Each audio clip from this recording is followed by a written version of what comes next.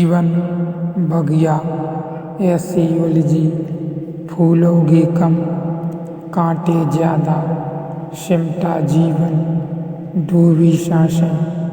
आना है तो अब भी आजा, यदि आपने अभी तक पिछला अध्याय नहीं देखा है तो मैं आपसे विनती करूँगा कि कृपया करके पिछला अध्याय देखें, तभी इस अध्याय में प्रवेश करें, क्योंकि बिना पिछला अध्याय देखे आप इस अध्याय को नहीं समझ सकते, या अपना समय नष्ट न करें इस अध्याय में। और यदि समझ सकें तो जरूर देखें।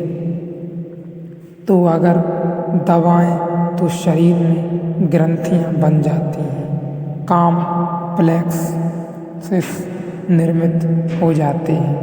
आदमी की 100 में से 90 बीमारियां उसके दमित शरीरों में छिपे गए वेगों का परिणाम है, तरंगों का परिणाम है। इसलिए चिकित्सक उन्हें केवल बदल पाता है, ठीक नहीं कर पाता।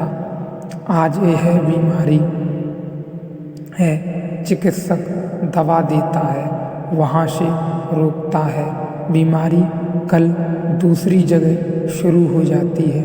चिकित्सक केवल ट्रांसफर करता रहता है, बीमारियों का थोड़ी राहत मिलती है।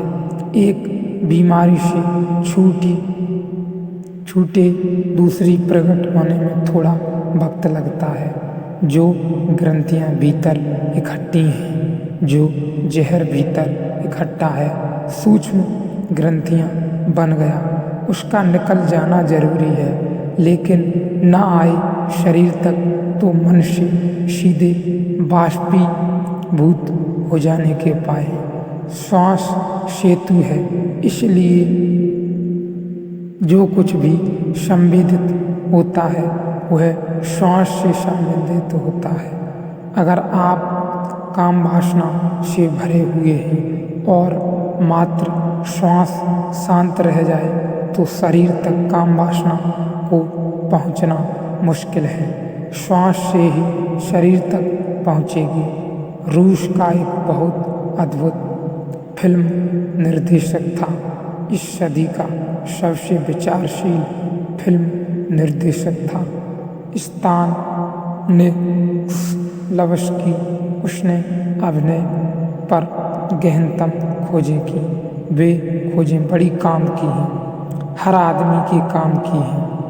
उसकी ये गहरी से गहरी खोज है, और वह यह है कि वह अपने अभिनेताओं को श्वास की लयबद्धताएं सिखाता था। वह कहता था, जब तुम्हें क्रोध लाना हो तो तुम क्रोध की फिक्र मत करो, तुम श्वास की यह लय पैदा कर लो, क्रोध आ जाएगा। जब तुम्हें प्रेम प्रकट करना हो तो तुम प्रेम प्रकट करने की कोशिश मत करो, क्योंकि प्रेम प्रकट करने की कोशिश में जो कृत्रिमता आ जाती है, जो आर्टिफिशियलिटी आ जाती है, वह अभिनय को नष्ट कर देती है। वह कहता था, तुम श्वास की यह व्यवस्था बना लो, शीघ्र तुम्हारे चेहरे पर प्रेम झलकने लगेगा, और तब वह जो झलक होगी वह बिल्कुल वास्तविक के निकट होगी, वह अभिनय जैसा नहीं होगी। स्तानिस्लावस्की कहता था, अभिनेता को अपने शरीर और प्राण देह का मालिक होना चाहिए पार्टिकुलरली तो अभिनय में कुशल हो सकता है, नहीं तो कुशल नहीं हो सकता।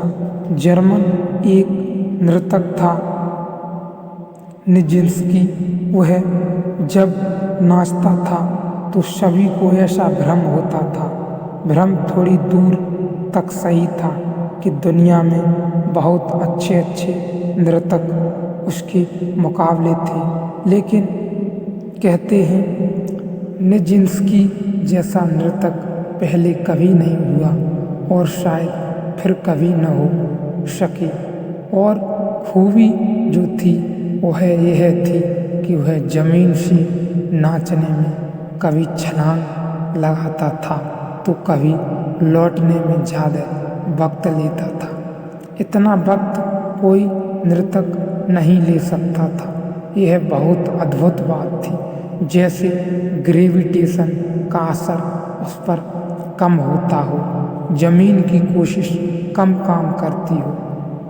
जब वह उठ जाता तो ऐसा लगता जैसे तैर रहा है हवा में और लौटने में समय ज़्यादा लेता था। उसके साथ ही छलांग लगाया हुआ आदमी कब का नीचे पहुंच गया होता, लेकिन वह देर लेता था। बहुत खोजबीन की गई कि उसका राज क्या है।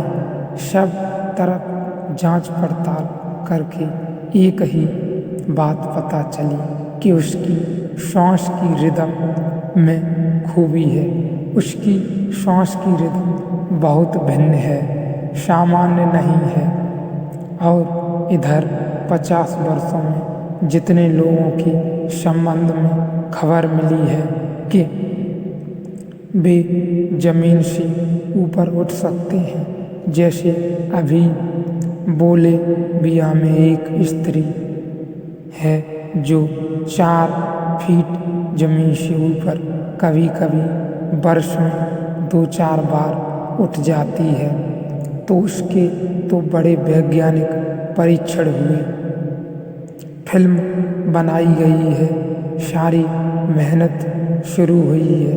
कोई शक शुबा का कारण नहीं रह गया, लेकिन उसकी भी रिदम वही है जो निजिस्की की थी। उसकी भी श्वास की गति वही है।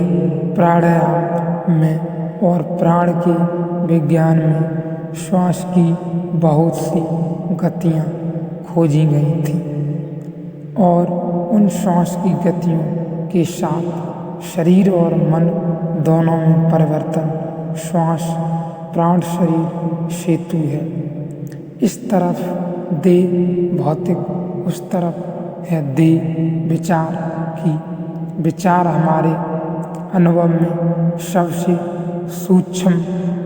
सूक्ष्मतम चीज है, लेकिन विचार भी, और अब तक जैसा सोचा जाता था कि विचार का कोई पदार्थगत अस्तित्व नहीं है, वह गलत सिद्ध हो गया। विचार भी पदार्थगत अस्तित्व है। एडिंगटन ने अपनी आत्मकथा में लिखा है, तब तो वह कल्पना थी। उसने लिखा है कि मैं बहुत बार इस विचार से अभिभूत हो जाता हूँ कि, और वह यह है कि विचार भी वस्तुएं हैं, लेकिन इसके लिए तब तक कोई प्रमाण नहीं था। लेकिन अब इसके लिए बहुत वैज्ञानिक प्रमाण उपलब्ध हैं। अब तो कुछ यंत्र भी विकसित हो गए हैं। इधर 10 वर्षों में जो आपके विचार की तरंगों से भी प्रभावित होते हैं, अगर आप उस एक यंत्र के सामने खड़े होकर तीव्रता से एकाग्रता करें तो यंत्र खबर देता है कि यह आदमी एकाग्र हो रहा है। सिर्फ आप सामने खड़े हैं, जैसे एक्सरे की मशीन के सामने खड़े हैं। अगर आप अपने को रिलैक्स करें और विचार शिथिल छोड़ दें तो यंत्र खबर देता है कि इस आदमी के विचार शिथिल हो गए हैं, इस आदमी के विचार सामान्य एवं एक स्थिर में आ गए हैं, एक धारा में आ गए हैं।